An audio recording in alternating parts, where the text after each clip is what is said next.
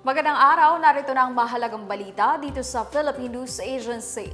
Inatasan ni Pangulong Ferdinand R. Marcos Jr. ang mga ahensya ng pamahalaan na gamitin ang lahat ng assets ng bansa para siguruhing ligtas at mabilis na mapauuwi ang mga Pilipinong apektado ng krisis sa gitnang silangan.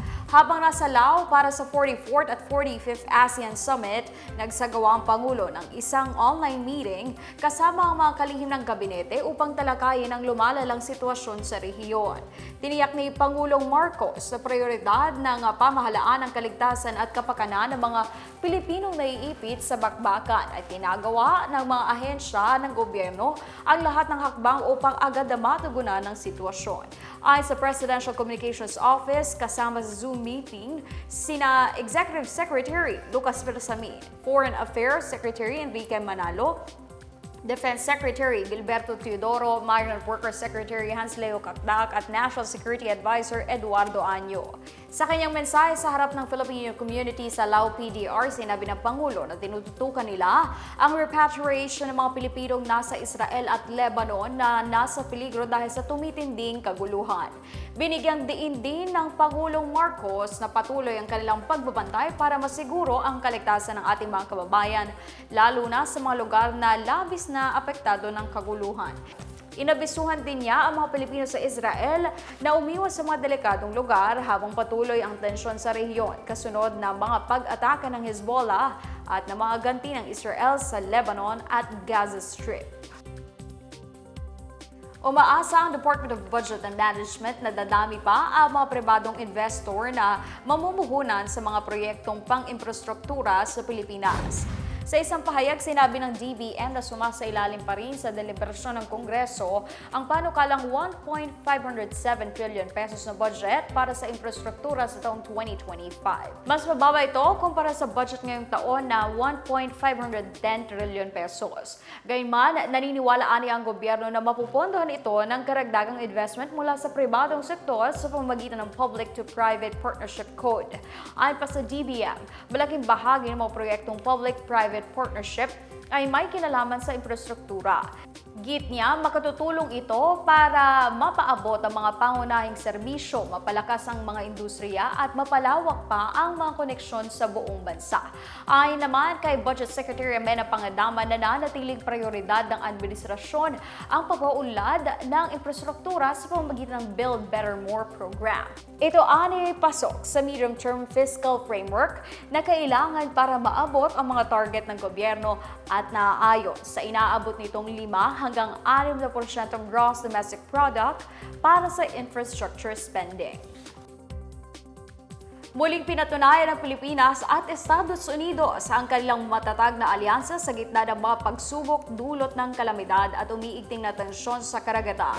Ang kay AFP Public Affairs Chief Colonel Cerces Trinidad, sa panahon ng kalamidad, pinalalakas ng Enhanced Defense Cooperation Agreement o EDCA ang kakayahan ng Pilipinas na agarang pagresponde sa pamamagitan ng strategic access sa mga pasilidad at supply.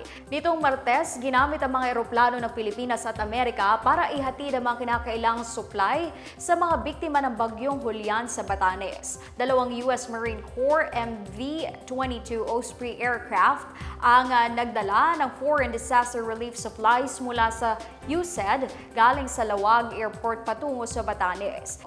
Isang US Air Force Dornier 328 aircraft din ang ginamit para magdala ng mga karagdagang supply at tulong mula sa Maynila.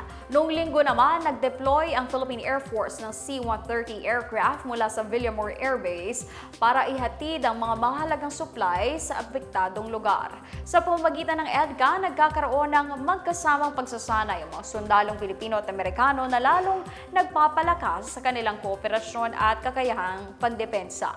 Pinahihintulutan din ito ang Estados Unidos na magtayo ng mga pasilidad at mag-imbak ng mga kagamitan sa mga estratehikong lokasyon sa loob ng bansa upang mas mabilis na makatugon sa anumang krisis o pangailangan. Nilagdaan ng EDCA noong 2014 na nagbibigay daan sa mas mataas na antas ng pagtutulungan sa pagitan ng Pilipinas at Estados Unidos. Samantala, kinumpirma ng Bureau of Fisheries and Aquatic Resources ang pag-atake ng 3 China Coast Guard at isang Chinese Navy vessel sa kanilang 2 barko na nagsasagawa ng routine resupply mission sa paligid ng Bajo de Masinloc kahapon. Ayon kay Senate President Pro Tempore Jinggoy Estrada, hindi dapat baliwalain ang mga pag-atake na ito ng China Coast Guard dahil ito'y malinaw na paglabag sa sovereign rights ng bansa.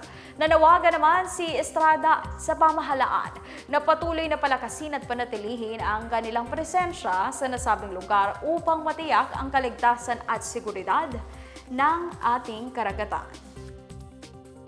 Magandang balita para sa mga customer ng Meralco. Posibleng bumaba ang singil sa kuryente ng power distributor ngayong Oktubre. Ayon kay Meralco Corporate Communications Head Joey Saldariaga, inaasahan ang bawas singil sa kuryente kasunod ng pagbaba ng presyohan sa wholesale electricity spot market na bunsod naman ng paglamig ng panahon noong nakaraang buwan.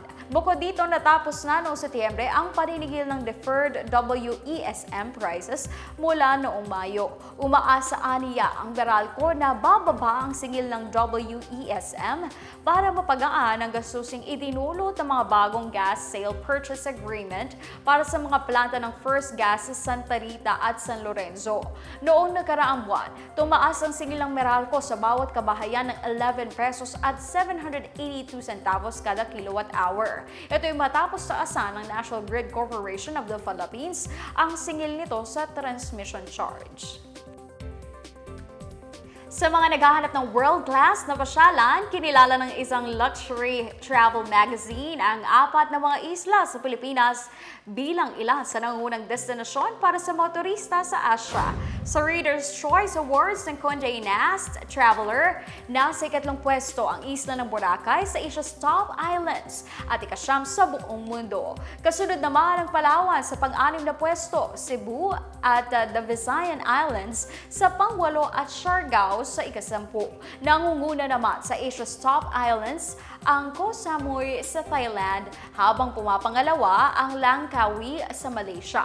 Nasa listahan din ang Sri Lanka, isla ng Phuket sa Vietnam, Phuket sa Thailand at Bali sa Indonesia. Sa isang pahayag, sinabi ni Tourism Secretary Cristina Frasco na malaking tulong ang pagtangkilip ng banyagang turista sa pagkilala sa Pilipinas bilang premyadong pasyalan sa Asia. Naaninag din aniya sa mga parangal na tulad nito ang kagandahan, gayon din ang kultura at world-class culinary heritage ng bansa. Panawagan naman ni Frasco maging responsableng turista para mapanatili ang kagandahan at kalinisan ng mga naturang pasyalan. At yan ang pinakabago at pinakamahalagang balita sa mga oras na ito, hatid sa inyo ng PNA Headlines. Para sa iba pang mga balita at impormasyon, bisitahin lamang ang aming webpage na pna.gov.ph o ang aming Facebook at X account na Philippine News Agency. Ipinalalabas din ang PNA Headlines sa Facebook page ng serbisyo. Mapapanood din ang PNA Headlines sa pamamagitan ng link sa website ng News and Information Bureau sa ilalim ng PNA News at sa YouTube account ng Philippine News Agency. 77 araw na lang, Pasko na. Ako, si Stephanie Sevillano. Ito ang PNA Headlines, naghahati ng mga balitang nagbubuklod sa bagong Pilipinas.